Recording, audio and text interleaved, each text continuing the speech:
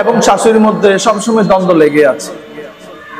এখন ছেলে তার বউকেও কিছু বলতে পারে না, মাকেও কিছু বলতে পারে না। তখন সে কি করলো, বউ এবং শাশুড়িকে দুইজনের মধ্যে সম্পর্ক বিল্ড আপ করার জন্য সে ডিসপেন্সারি থেকে একটা ওষুধ আনলেন, এনে বউকে দিলেন, দিয়ে বলল, তোমাদের যে বউ শাশুড়ির যে যুদ্ধ, যে সমস্যা, এটা আমার আর সহ্য হচ্ছে না। তুমি একটা কাজ করো, তুমি ডাইরেক্ট আমার মাকে তুমি মারতে পারবে না, তুমি তিলে তিলে আমার মাকে দুনিয়া থেকে বিদায় করে দাও। এই ওষুধটা আমি এনেছি, তুমি আদর যত্ন সহকারে প্রতিদিন একটা করে এই ট্যাবলেট তাকে খাওয়াবে। এই ট্যাবলেট যদি তুমি আমার মাকে খাওয়াও, একটা সময় আমার মা অসুস্থ হয়ে দুনিয়া থেকে মৃত্যুবরণ করবে। যেইভাবে কথা সেইভাবে কাজ। বউ প্রতিদিন আদর যত্ন করে শাশুড়ি মায়ের খেদমত করে, আর প্রতিদিন রাত্রে একটা একটা ট্যাবলেট দিচ্ছে।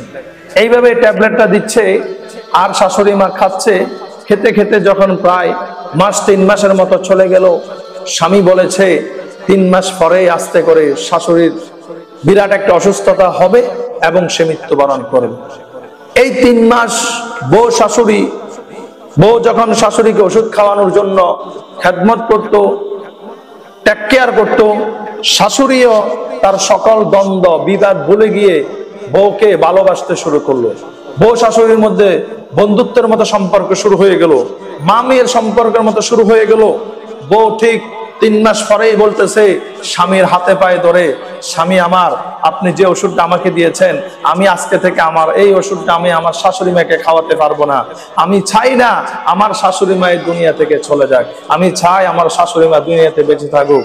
আপনি যে কোনো ভাবে হোক ডাক্তারের সাথে কথা বলে এটার একটা সুচিকিৎসা করার ব্যবস্থা করেন। স্বামী তখন বলল, হে আমার স্ত্রী, আমি জানতাম একটা সময় তোমাদের মধ্যে এরকম একটা সম্পর্ক হবে। আমি প্রতিদিন তোমাকে যেই ওষুধটা দিয়েছিলাম, এই ওষুধ ক্ষতিকারকের কোনো ওষুধ না, এটা ছিল একটা ভিটামিন।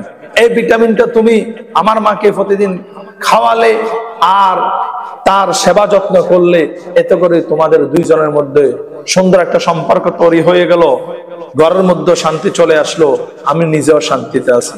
এজন্য আমি বলবো, বউ শাশুড়ি উভয়জন যদি একজন আরেকজনের প্রতি মহব্বতের নজরে মহব্বতের দিকে এগিয়ে আসেন, অন্যায়গুলোকে দূরে সরিয়ে দেন, তাহলে বউ শাশুড়ির মধ্যে সুন্দর একটা সম্পর্ক তৈরি হবে।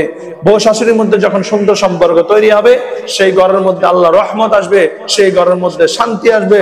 ডাল আলুর ভর্তা দিয়ে ভাত খেয়েও শান্তিতে ঘুমানো যাবে।